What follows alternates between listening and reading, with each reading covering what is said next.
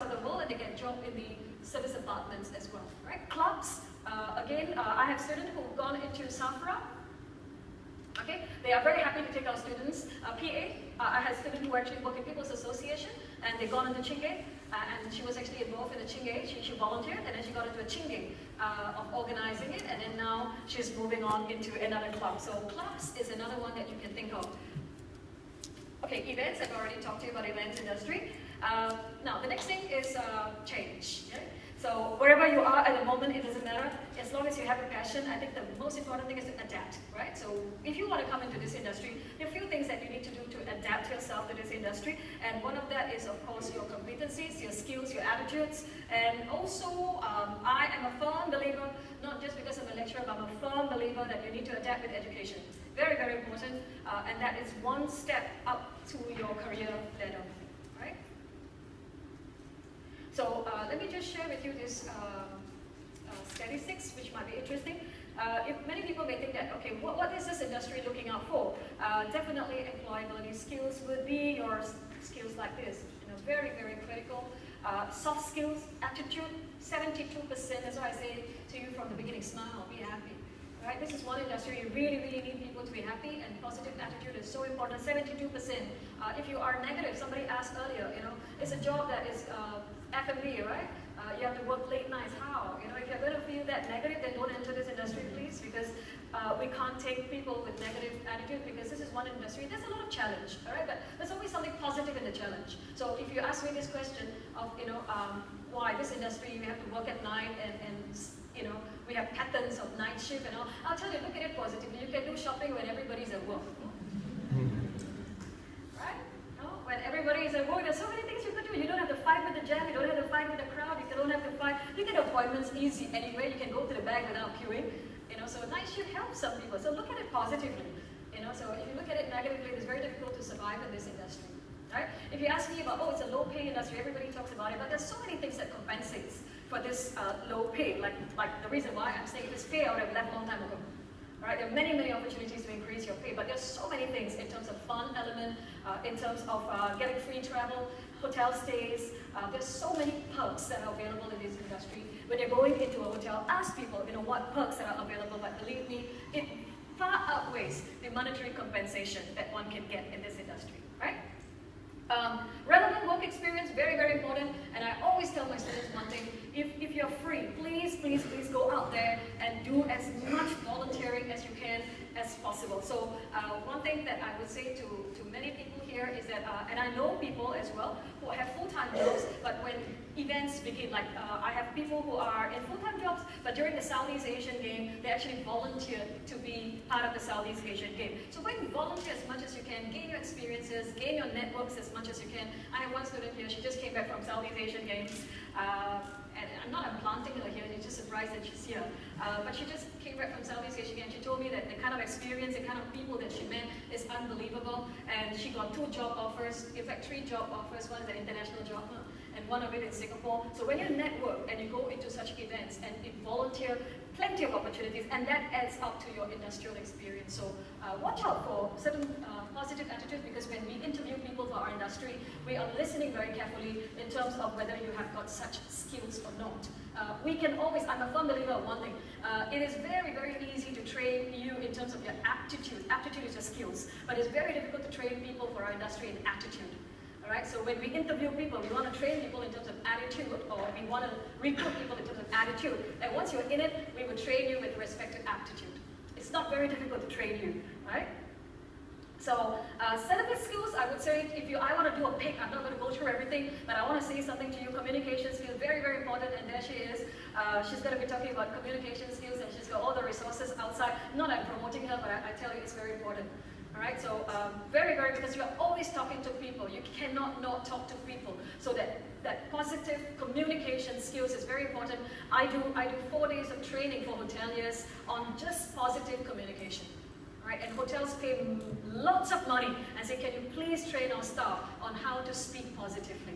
Alright, but if you already have it, it's wonderful. The other thing that I would say, relationship management, very important. Today in our industry, we don't sell products. We are in the business of relationship.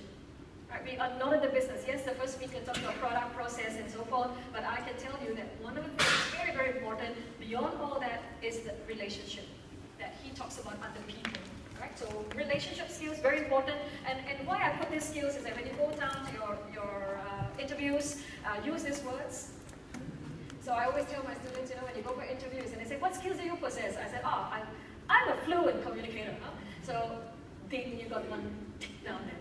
All right? And then they say, well, I love building relationship with people, and I just love it, building. So yes, this is a very important skill. And you can talk about, I'm really interested in service. And I also want to say to those of you who are interested in service, that is, of course, our government is already funding certain programs on customer service professional, CSP, and it's available. Kaplan is also doing that course on customer service professional, funded I think 96% by our generous government. Get your service qualification, and once you have that certificate, it is pretty easy because you put that in your resume, go out there and then tell your HR people that I have got this CSP certification, and you might get the foot in the door because you've got this certification. Right? It's a 5-day course, but it's a wonderful certification. Tourism education, if you ask me, I think it's very, very important because when you go into an education process, more so that is why I did a diploma to enter this industry. I mean, I could have entered the industry, do a trial and error, and maybe I could have survived. But I think one of the best things that I did was to go and take a formal course in tourism. And if you take a formal course in tourism, it gives you a systematic way of thinking. We train you as an educator, I can tell you, when you come into the classrooms and students can vouch, you can speak to them, they're all Kaplan students. But they go through a systematic way of thinking. We expose you to analysis, we expose you to best studies, case studies. We get the students to effectively be communicators so that when you stand in front of people, you don't get worried, you don't get frightened, so that when you go for your interviews, you don't feel nervous. And you are able to pitch. Today, interviews are no more one-to-one. Interviews, they put you on the stage and say, can you tell us about the industry and why you're interested? So today's interviews are changing. The first interview is already a presentation. So we actually train people on presentation skills. So I think tourism is very important. And I also, students ask me, some of you are students over here, they ask me, should I do a single major or should I do a double major? I would say get your exposure, do a double. All right, double is good. So one way, tourism, you're good, but you also do something else, whether it's PR, so you go and get a job. I got a student who was doing a PR for Marina Bay Sands, and his first job was to look after Katy Perry. He loved it. His second one was to be with the Lion King troupe. So because he had a double major. Right? So if you have a double major, then it makes you a little bit more employable because you can use both and you can be a little bit more versatile. All right? So tourism education. Career opportunities in tourism, I've already mentioned some of these things to you, so I'm not going to go into that. This is some of the projects that we do, and what do my students do is that they take on a particular project under Singapore Tourism Board. But why I want to show this to you is that in the classroom simulation, you actually go and speak to the stakeholders. They actually liaise with the stakeholders, they talk to them, stakeholders get to know them, and some of these stakeholders have actually offered my students jobs. I bring the stakeholders into my class. I have teams of tourism boards. I have got teams of NHB, NPB, and many top people come into my classroom and they watch my students. And that's when I think my students' nervous breakdown happen, and that breaks down forever. That's it, finished. No more. All right? So they are fearless after that, right? So, and they get jobs, they network after that. So tourism education exposes you and gives you opportunities for that. But again, opportunities are there, you need to seize it. Right, you need to go out there and seize it. So the faculty is there, you can network with the faculty. When we give you projects outside, network with the people, network. As more you network, the more you're going to get in terms of opportunities. People will give you jobs along the way. Right? Just give me a few minutes, go ahead and do it. Just 2 minutes and I'm done. Right, so what my students got to say, because of the education, open your eyes, more meaningful, than just to enter the industry, make them think critically. This student of mine started my diploma degree, then he went on to a master's, now he's doing his PhD, and I think he will finish it before me. All right? Again, this is the one that I was telling you that he actually got on his first job in Katy Perry, right? So, question always people ask me, I've got no experience. Some of you feel that way, you got no experience? how to enter this industry, don't worry about that. If you really want to experience, please go and get your volunteering experiences. Even if it's a short sprint, even if it's 2 days, even if it's 1 day, even if it's going to be events, you know, go and do your volunteer experiences as much as you can. It's wonderful because they really expose to you. I know some of them who are in big jobs and they want to convert to the tourism industry. They even went into McDonald's and just to try what hospitality is all about. But you don't have to, but there are many opportunities that they're willing to take part-timers in this industry. So intern yourself, volunteer yourself. No, I don't mean really this, but volunteer yourself. Okay? Plenty of opportunities to volunteer yourself. You can put your name up in organizations, event organizations. I know there's Paralympics happening end of this year. Plenty of event opportunities, plenty of opportunities in tourism boards, for example, for volunteering. If you can, do a freelance, okay? If you have any skills, that means you're interested like what my student did. If he's interested in Geylang or he's interested in Kallang, he cleans the river. You know, so he cleans the Kallang River and he gets some experience from there. He recruits and then he does it like a tour, cleaning the Kallang River tour. So if you have any kind of talent, try to use that talent and then match it to the tourism industry. You can definitely find a match. Right? It's just about being creative. Just look for ways. If you're a photographer, then go into a tour company and say, can I do volunteering as a photographer in part of your tour? Right now, we are looking at organizing a photography tour to Bhutan.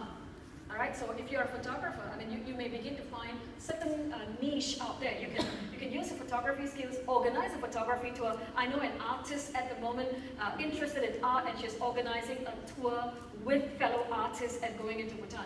We never even thought about it. It came across as a talk over lunch, and today we have got 20 people, and they departed first thing this morning. All right, so use your talents and your skills, and network as much as you can. I just want to show you this figure. 80% is not because it's been advertised. 80% of the job you get because you have networked. And I can tell you that most of my jobs happen to come to me because of network, and most of my students got jobs because of their networking. All right? So try to get into the network as much as you can, and you'll get your jobs coming to you. Okay?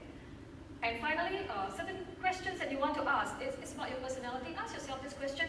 Are you the sort who would want to be in the tourism? You can ask me this question later on, what's your personality?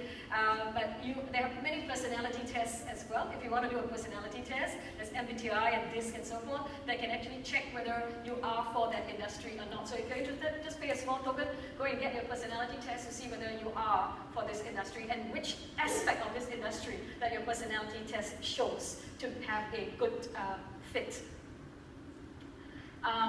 Whether it's a perfect fit, as I mentioned, look at your studies, your education. Choose very wisely that institute that you want to be in, the degree that you want to do, and especially the course that you want to do. Once you're very careful after you do your research, get into that program and bring in that program that will lead you to the right direction. Okay? And wonderful future is available in this industry. So if you have any questions for me, I'll be very happy, because the more the merrier for us in this industry. Thank you very much.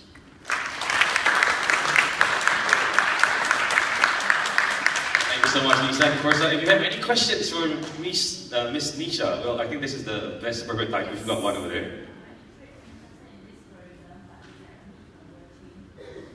Sorry, I can't quite.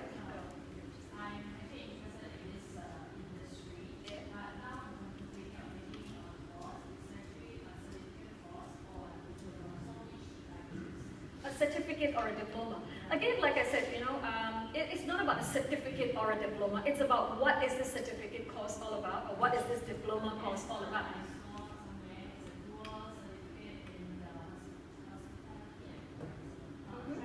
Certificates are more skills-based. They are very skills-based. So certificates will basically qualify you in a particular skill area. For example, in customer service, for example. But a diploma is more wide. It's more holistic, I would say. It gives you like 10 modules.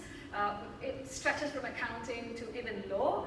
And it gives you hospitality, tourism, events. So it's pretty holistic in that way. So once you finish a diploma, you can more or less gauge to see what is it that you really want to enter.